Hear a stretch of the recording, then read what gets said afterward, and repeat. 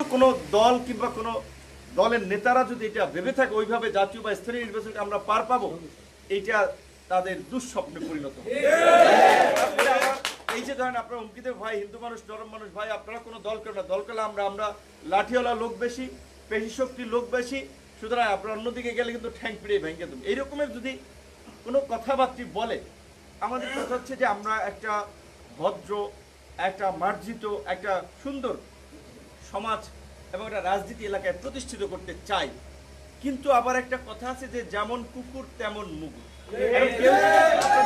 অকারণে সেইখানে একটা হামলা করে আপনাদের মন্দির ভাঙচুর করতে, তাহলে আপনারা দাঁড়াইতে তো চেষ্টা করবেন, প্রতিরোধ করতে তো চেষ্টা করবেন।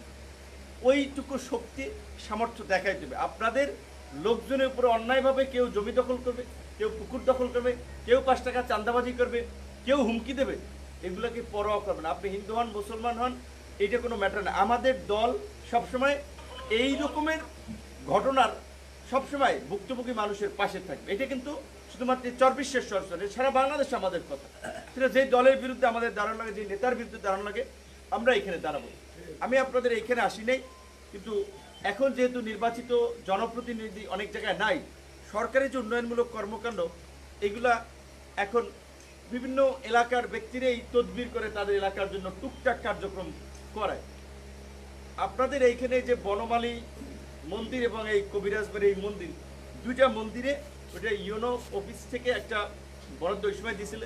এছাড়া এখন আরেকটা বরাদ্দ হচ্ছে সারা বাংলাদেশে, এটা শুধু গলাচিপার আসি বোধহয় মন্দিরে দুইটা মন্দির 3-6 লাখ টাকা দেওয়া হয়েছে। এখন এটা খালি ইঞ্জিনিয়ারের কাছে দিলে ওরা একটা ইয়ে করে আপনাদেরকে বরাদ্দটা দিয়ে দেবে। কিন্তু প্রবলেম হচ্ছে একই বছরে কিন্তু আবার দুইটা বরাদ্দ আসে না, সরকারি বরাদ্দ। হ্যাঁ, সেক্ষেত্রে একটা আর কি অ্যাডজাস্ট করতে হবে, যে এটা আমি খোঁজখবর নিয়ে যেভাবে করা যায় আপনারা কাজ করাইছেন সেটা আমিও পাশে থেকে একটা ব্যবস্থা নিব।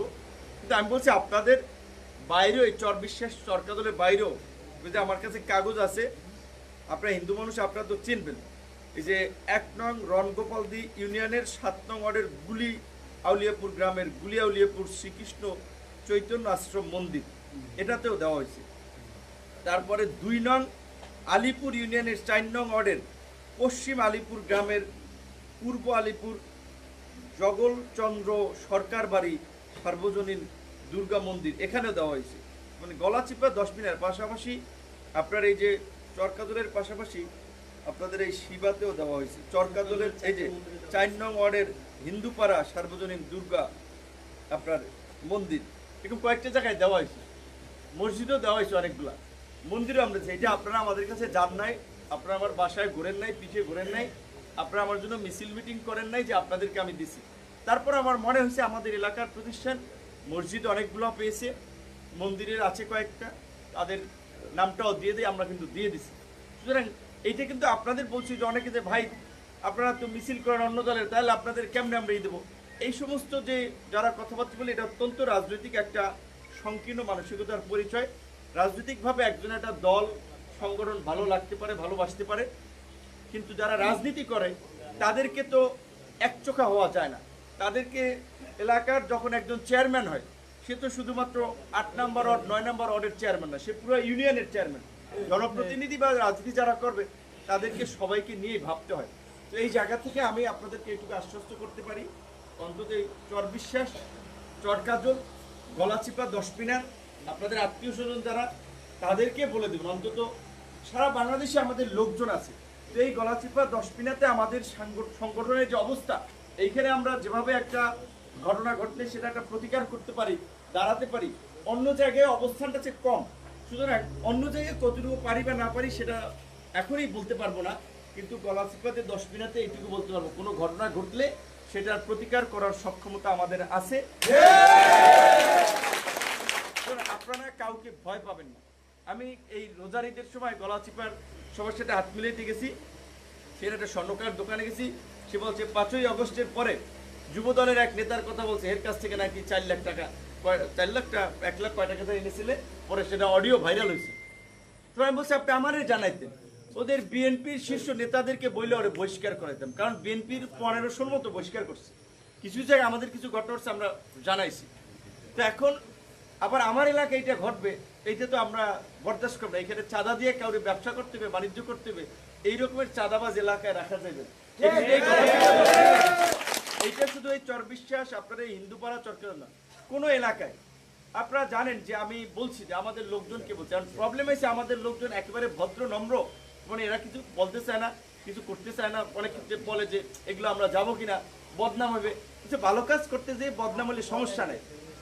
যে যারা এই যে আপনার ব্যাটজাল বাই সেই চরও নাকি বেশি, সেই চর তারপরে আপনার বিভিন্ন জায়গায় যে চরের জমি 2-3 জনের কাছ থেকে টাকা নিতে, তারপরে আপনার হাট বাজার এইগুলা 1 টাকার জায়গায় 6 টাকা আপনার এই আপনার এই ইজারা উঠাইয়া মানুষকে একটা জিম্মি করা। বরঞ্চ রাজনীতি যারা করে তাদের মধ্যে আলোচনা থাকা উচিত, ভাই হাটের টেন্ডার যে দেন সর্বোচ্চ আমরা 5 টাকার উপরে দেব না, তাহলে কি সরকার রাজস্ব কম পাবে, মানুষ বেনিফিটে দেবে। তা না করে প্রতিযোগিতা করে একজনে বাড়াই দেয়, তারপরে জনগণের ঘাড়ে সেটা চাপাই দেয়। এই রাজনীতির আমরা চাই একটা পরিবর্তন হোক।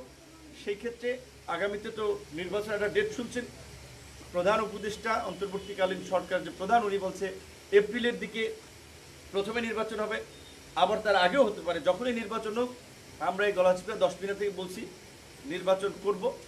আমাদের বাংলাদেশের এমন কোনো দল নাই তো যারা আমাদেরকে চিনে না, জানে না। সব দলে আমাদের যেই ফ্যাসিবাদ বিরোধী আন্দোলনে, আওয়ামী বিরোধী আন্দোলনে যে ভূমিকা সবাই জানে, সবাই প্রশংসা করে। এমনকি আওয়ামী লীগের আমলে যখন আমরা আন্দোলন করতাম, মিছিল মিটিং করতাম, বিএনপির লোক, জামাতের লোক, বিভিন্ন দলের লোক আমাদের মিছিলে হাঁটতো, কারণ আমার শক্তি দিতে, কারণ এরা দাঁড়াইতে অনেকে পারতেছিল না। তারাও অনেক ভূমিকা আছে, কিন্তু দেখছে যে বিভিন্ন তারা ইয়ং মানুষ, ছাত্র বিশ্ববিদ্যালয় থেকে তারা যেখানে আমাদের সাথে থাকতো, কিংবা আমরা ধরেন লাইভ করতাম, ভিডিও করতাম, কথা বলতে, এগুলো প্রচার করতো, কারণ তখন এটা তাদের পক্ষে যেত, আওয়ামী লীগের বিপক্ষে যেত। আবার এখন যারা আছে, এখন তো সবাই এক পক্ষের লোক, সবাই বলা চলে আওয়ামী বিরোধী লোক। এখন নির্বাচনের মাঠে প্রতিযোগিতা থাকবে।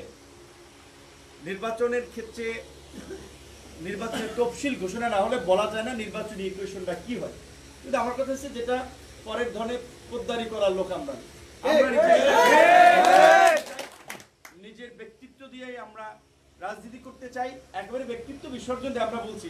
অনেক মনে হচ্ছে বিএনপির এলাকায় যারা আপনারা আমাদের চিঠি দিয়ে তাদের নেতাকর্মীদের জানাইছে যে সহযোগিতা করার জন্য, কিন্তু এটা তো আপনারা তলে তলে খোঁজ নিয়ে যাবেন। সহযোগিতার চিঠি দিচ্ছে, তারপরে যে কি অসহযোগিতাটা করতেছে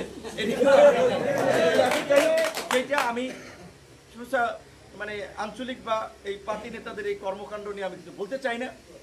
সব রাজনৈতিক দল, বিএনপি বলেন, জামাত বলেন, শীর্ষ নেতা সবার সাথে সুসম্পর্ক।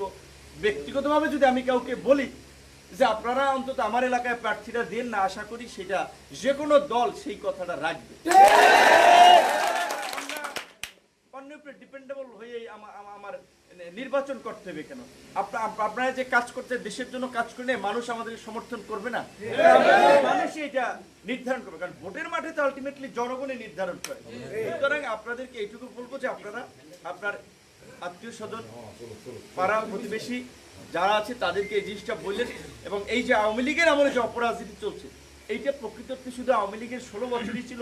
এর আগে দেশ একেবারে মক্কা মদিনার মতো দেশ চলছে, সেটাও কিন্তু না।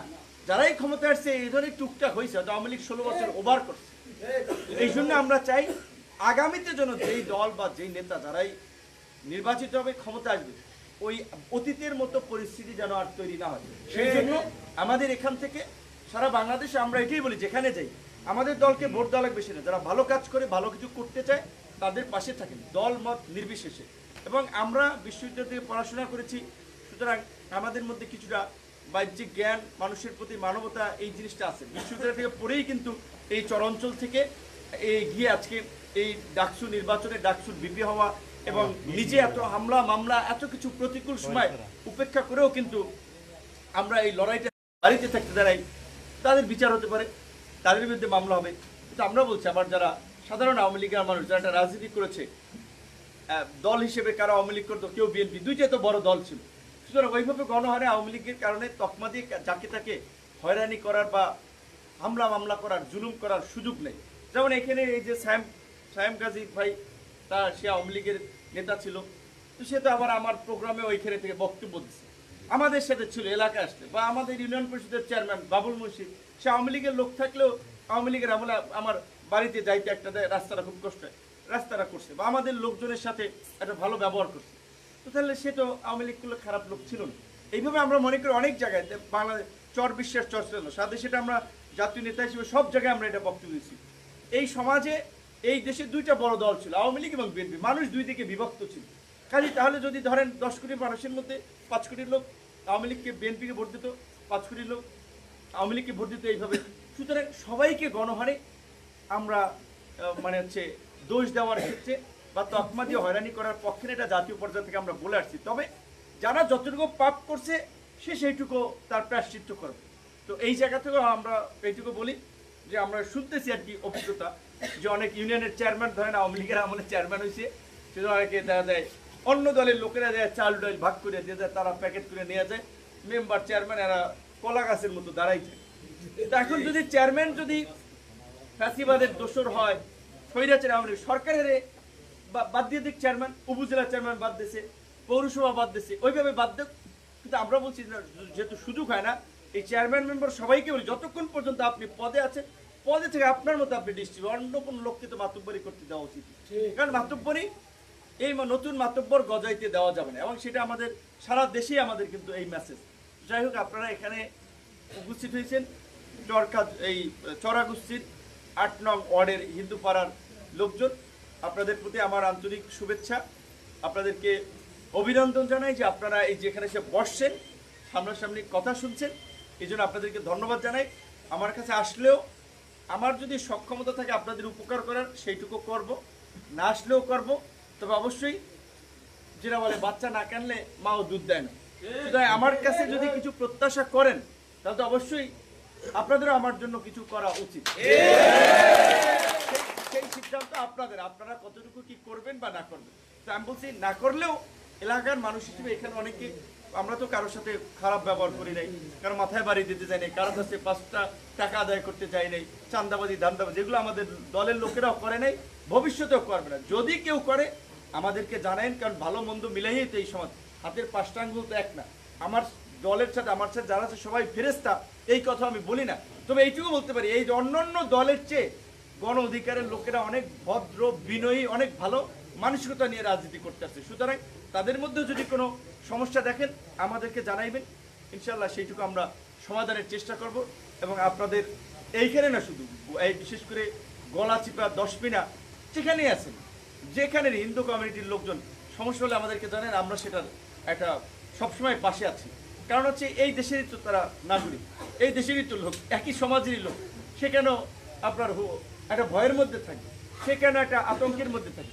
বরঞ্চ যারা এই সমস্ত ঝামেলা করতে, এখন হাতের কাছে মোবাইল আছে, ডিভাইস আছে, এইখান থেকে একটা ভিডিও ছাড়বেন, দুনিয়ার অনেক মানুষের কাছে পৌঁছে দেবে। ঝামেলা করবে, চেহারা সুরাত দেখাই দেবেন, প্রকাশ্যে সাহস নিয়ে বক্তব্য দেবেন, তার বিরুদ্ধে দেখেন কিভাবে ব্যবস্থা আমাদের নিতে হয়।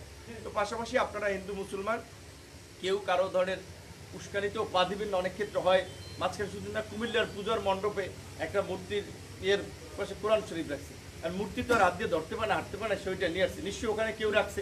তাহলে হিন্দু মানুষ সেও তো রাখবে না যে তাদের পূজার অনুষ্ঠানে এগুলো বিশৃঙ্খলা করবে। আবার অন্য কোনো মুসলমান যে আল্লাহকে ভয় করে সেও তো চিন্তা করবে না আমি ওইখানে যে কোরআন শরীফটা রাখবো। তাহলে এটা কোনো দুষ্ট লোক যে রাইখে সেটা প্যাচ লাগানোর জন্য অনেক জায়গায় যে ধরনের ঝামেলা হয়।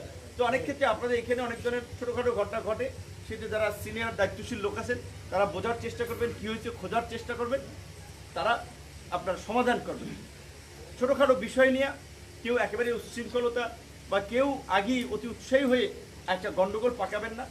এটা আর কি শুধুমাত্র এখানে হিন্দু লোক নেই, মুসলমান লোক তো অনেক আছে, তাদেরকেও বলা, আমি সবাইকেই বলা যে দায়িত্বশীল বা সিনিয়র এলাকার গণ্যমান্য ব্যক্তিবর্গ আছে, তারা বসে এটা সমাধান করবেন। এবং সেই ক্ষেত্রে আমাদেরকে সবসময় পাশে পাবেন আপনাদের যে কোনো প্রয়োজনে। আপনাদেরকে অনেক ধন্যবাদ এবং কৃতজ্ঞতা। আরও একটা মন্দির বোধহয় আসছে, ঠিক এখান তো অনেকে ছিলেন, এখানে বোধহয় কিছু মহিলারাও দাঁড়াইছিলেন, ঠিক আছেন। আপনাদেরকেও শুভেচ্ছা এবং অভিনন্দন যে আপনারাও আসছেন এখানে। এবং এই